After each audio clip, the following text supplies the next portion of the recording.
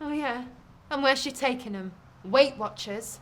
A body-positive seminar on the joys of a female moustache? Look, you know she can't help any of that. So polycystic ovaries.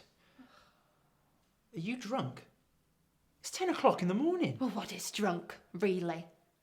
Anyway, you know what they say, it's 3 p.m. somewhere. Let me look after the kids. Full time, Scarlett. Please. Or I'll sue for custody. I'd like to see you try. They always side with the mother.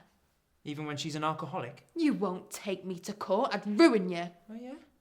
How exactly? He liked to get me drunk, so he could try and convince me that I'd fallen over. He told all my friends that I was an alcoholic so they wouldn't believe anything I said. What? It seemed pretty innocent at first. It was just a push. I was winding him up and, well, I blamed myself. I hit my head on the fireplace and he was just so tender. I didn't think for a second he'd do it again, but he did. And again, and again, and now he wants to take the children. It's just they're so much smaller than me. What if he starts to hurt them? You would stand up in court and say those disgusting lies just so you can hold on to kids that you can't even look after? There is nothing I wouldn't do for my kids. We have a problem. Is it a blonde, bouncy problem? Oh, you've seen her then? I've had the displeasure of meeting her. My mother invited her family for tea yesterday afternoon. And? It's a disaster. She's everything I'm pretending to be. He'll adore her. She's going to the dance at Lord Finley's on Saturday, and the moment that they lock eyes, the game is up.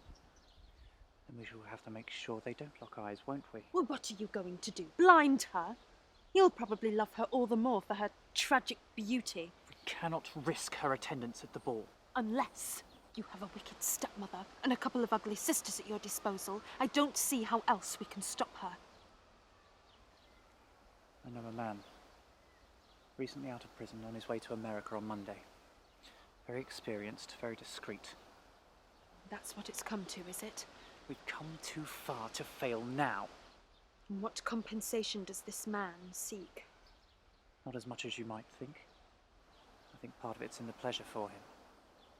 Besides, any dent on our finances will be wiped out when we get our hands on Lord Graham's fortune. You're a very wicked man. Do you know that? Did you always want to be a teacher?